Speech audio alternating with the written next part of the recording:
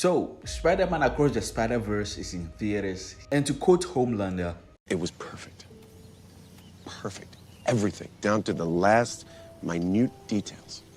From the animation to the story to the music, the fight sequences and the big set pieces, the voice acting, like everything just fell into place in the right order to make this sequel one of the greats. There were a lot of moments in this movie that was absolutely amazing, and I'm here in this video to talk about 11 of them. Starting off at number 11, we have Miles versus the Spot. Miles Spider-Man has grown and has become more capable and confident since we last saw him. And as we all know, every Spider-Man has a villain. Every Spider-Man has an arch nemesis, and that is when we meet the Spot. A villain right off the bat, you would think that he's a low-rent one and a joke, as they kept calling him in the movie. But we soon find out how complicated his powers make people fighting him a struggle. And one neat thing about this is that they took a minor character, not even a minor, an NPC character that was in the first movie, and connected that story to this one. The whole sequence and fight between Miles and the Spot was just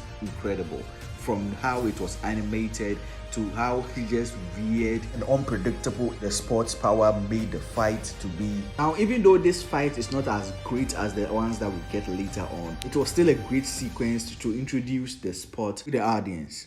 At number 10, we have Miles, Gwen, Pavita, and Hobart versus the Spot. When we first met the Spot, he was like a low-rent villain, kind of a joke and played off to be just a one-off character in the movie. But then as things progress, we begin to see that this guy could actually be really dangerous. And then we arrive at this spot where he has actually traveled to another universe to essentially level up. Gwen, who was the one tasked to take him down, was actually joined by Miles by surprise since he followed her through the portal to this universe. And at this point, the Spot has already gotten used to his power and how to use them, leading to a tricky and just well choreographed fight scene. And this is where we also meet Spider-Man India, who joins Miles and Gwen against the Spot. We get a little of his backstory and all. And it's always intriguing to see how all these spiders differ in different universes. But even with Spider-Man India joining in, they are still outmatched by the Spot, even though at this point he's not even leveled up yet. At number 9, we have Gwen's backstory. Since the first movie Into the Spider-Verse, we've always wanted to see and learn of the origin or backstory and the lives that these other spider variants live. And in this movie, they actually grant the wishes of viewers and actually starts off the movie with Gwen's backstory, her Spidey loss, if I should call it that. All Spideys have to lose someone, whether Uncle Ben or Aunt May. But in this case for Gwen, it was Peter Parker, her best friend. In this universe, Peter Parker doesn't get the bite to become Spider-Man. He's completely normal, and it is Gwen who becomes the web head. But I guess every or most Peter Parkers in different universes always want to do something great, be something greater than what they actually are. And so this Peter actually does an experiment of himself, creates a serum, and that turns him into a lizard-like creature. So he essentially becomes the lizard, and that is when he fights Gwen, and in that he actually dies, with Gwen shockingly finding out that her best friend was actually the creature she was fighting, and she dies in his arms. And that was a changing point for her as a character, affecting not only her but her father as well and their relationship. Just a truly heartbreaking moment, one of the few moments that actually gets you emotionally in this movie. At number 8, we have Gwen, Jessica, and Miguel against Vulture. Another great fight sequence aided by its animation and fluid choreography. Gwen takes on the Vulture, and this is the scene where we are introduced to Miguel O'Hara, Spider-Man 2099, looking badass, voiced by Oscar Isaac, and also Jessica Drew, the pregnant Spider-Woman. Each of them diverse in how they fight, and we even get a sense of their personality just right up there. Miguel all broody and uptight, Jessica Drew very chill and actually very bold considering she's pregnant and still fighting bad guys in a freaking motorcycle. This scene also shines a light on how capable Spider-Gwen is, just like or even more than some of the Spideys. At number 7, we have Miles, Gwen, Pavita, and Hobart's tag team. After failing to stop the Spot from powering up, the after effects of that causes a chain of destruction raining down the city, causing Spider-Man, Spider-Gwen, Spider-Man India, and Spider-Punk to tag team and save the civilians, creating an impressive and spectacular sequence with the animation and the camera work, creating a truly spectacular sight, a score adding to the intensity of the moment with even an emotional beat that makes this whole moment stand out in the movie. At number 6, we have the Spidey HQ. Miles arriving at New York and the HQ where all the spider variants are, and we get to see all these different spider variants, some known, some unknown. There were some cameos here and there, taking the concept of multiversal variants to a whole different level. I even have a video that I've already made about some of the variants that we see in these scenes, but there are some new ones that are there that wasn't in that video, so I think I'll be making a new video on that. But man, what a time to be a Spider-Man fan. At number 5, we have the cameos. Being a multiversal movie, one thing that is not surprising is that we're gonna get cameos for sure. It will be a missed opportunity and pretty much, actually dumb if it doesn't happen, since it's an opportunity to actually introduce characters that wouldn't be possible to introduce. And the expected ones were the 3 live action Spider-Man. Even though they were not actually new footages of them, we did see, archive footages that were shown from their previous movies. That is for Tobey Maguire and Andrew Garfield. For Tom Holland, he was no show. The only reference to him was when BAGEL talked about the Nude back in Earth 1999 and Doctor Strange, with how they messed up the multiverse in Spider-Man No Way Home. There were a bunch of villain cameos as well. Doc Ock, Rhino, Kraven the Hunter, Mysterio, different version of him. Like, there were so many villains. But the most surprising and shocking cameo was from Donald Glover as the Prowler, and even in live action version too. But it wasn't specified whether he was from the MCU though.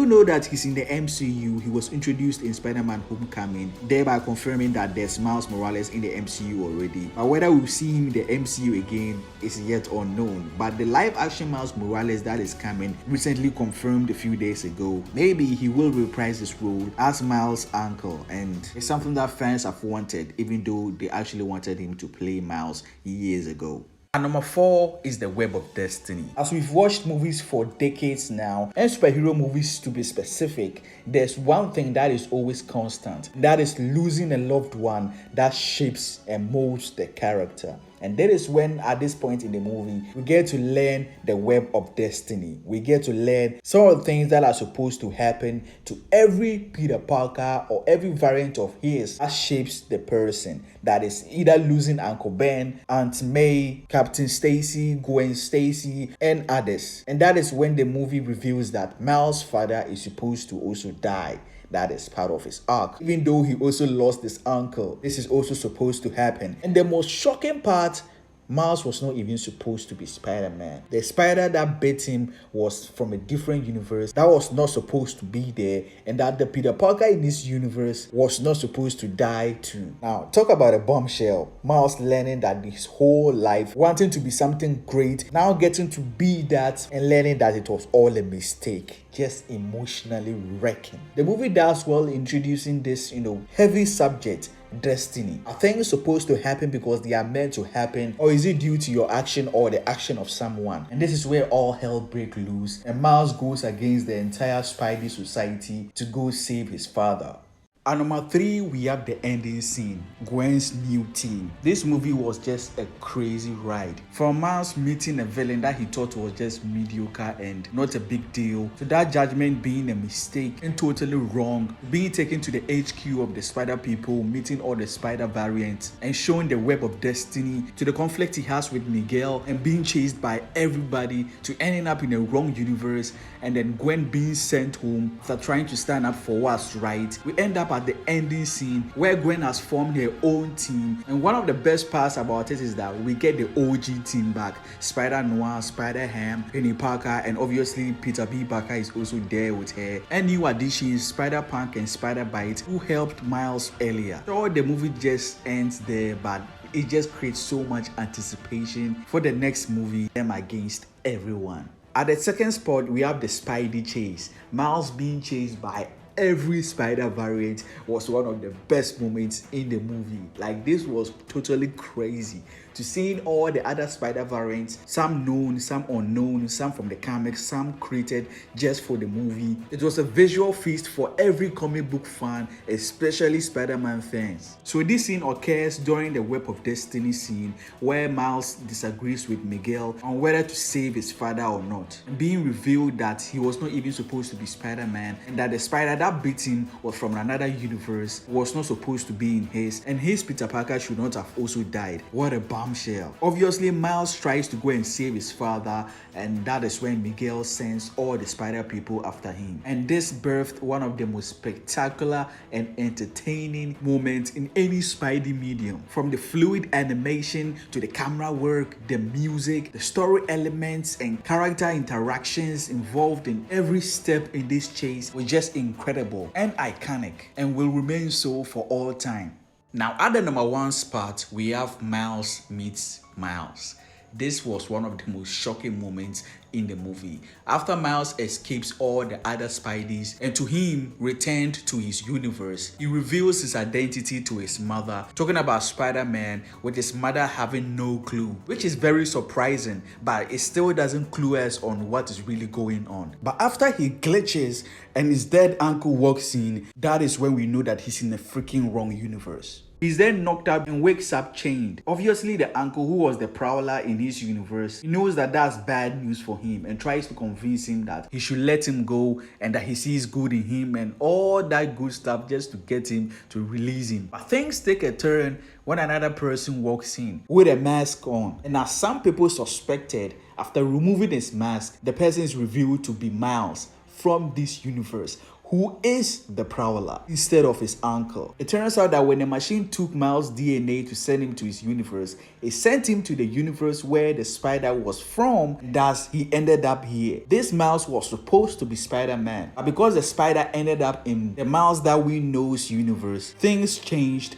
And this is what we got. And the movie ends on that cliffhanger, raising so many questions. Is this Miles going to help our Miles? Is our Miles going to convince him, this guy, his other self from a different universe who has turned to villainy? Something that fans are eager to know in the next movie. It was a jaw-opening moment and one that fans will never forget and keep talking about until the next movie rolls around.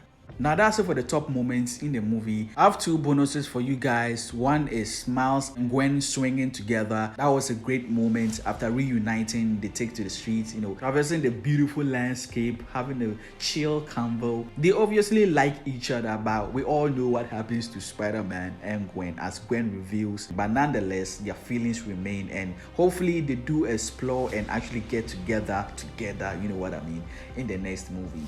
The last bonus is Miles being told that he was a mistake. He was never meant to be Spider-Man. I know that I mentioned some of that in the other moments, but like damn, that was a really shocking revelation. Now this movie is beyond amazing, spectacular in every way possible. The animation, you all know that it goes hard. Since the first movie, it set a new standard for animated movies or TV shows. The music was also fantastic, the voice acting just so superb, and the story and the characters had you all the time. And I'm so excited for the next one. I'm so hyped. I know that it's going to be the end game of animated movies. Now if you check on my channel, there are a bunch of videos that I've covered on this movie, from all the cameos, Easter eggs, among other Spidey, MCU, DC and other brands related content. So please leave a like, it helps the channel out, and subscribe and turn on that post notification bell not to miss any new video. As always, Nerdy Sage here. See you guys in the next one.